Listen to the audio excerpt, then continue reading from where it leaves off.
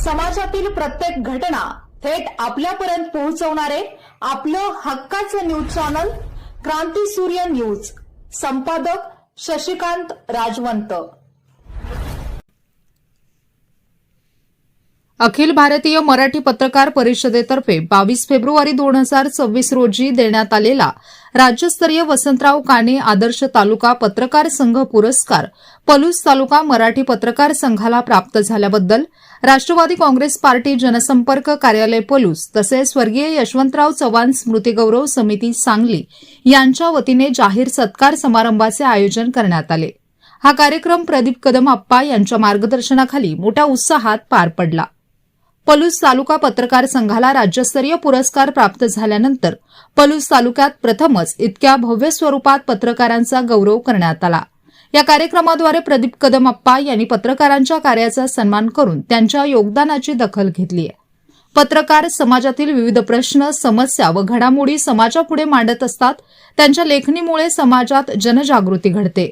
अशा पत्रकारांच्या पाठीवर कौतुकाची थाप मिळाल्याने त्यांना अधिक जोमाने आणि जबाबदारीने काम करण्याची प्रेरणा मिळते, अशी भावना उपस्थितांनी व्यक्त केली. यावेळी प्रदीप कदम आप्पा यांनी पत्रकारांच्या सुविधेसाठी पलूस तालुक्यात भव्य असे पत्रकार भवन उभारण्याचा पुढाकार घेण्याचे आश्वासन दिले. या उपक्रमाची सुरुवात स्वतःपासून करत त्यांनी पत्रकार भवनासाठी 1 लाख रुपयांचा निधी देण्याची घोषणा केली. प्रदीप कदम आप्पा यांनी घेतलेला हा पुढाकार पत्रकारांसाठी निश्चितच प्रेरणादायी ठरणारा असून पलूस तालुक्यातील पत्रकारांना नवऊर्जा देणारा ठरेल, अशी प्रतिक्रिया पत्रकार व मान्यवरांनी व्यक्त केली. उपस्थितांचे स्वागत संजय शिंदे यांनी केले, प्रास्ताविक तुकाराम धायगुडे यांनी केले, तर आभार अभिजित सावंत यांनी मानले. सूत्रसंचालन सविता साळुंखे पाटील व दीपाली जगदाळे यांनी केले.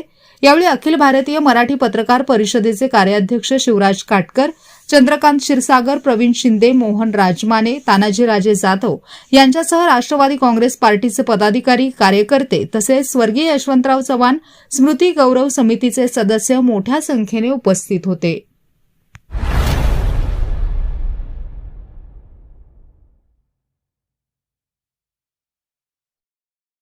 क्रांती सूर्य न्यूज. संपादक शशिकांत राजवंत.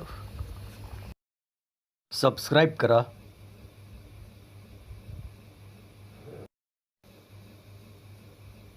बेल आयकॉनला क्लिक करा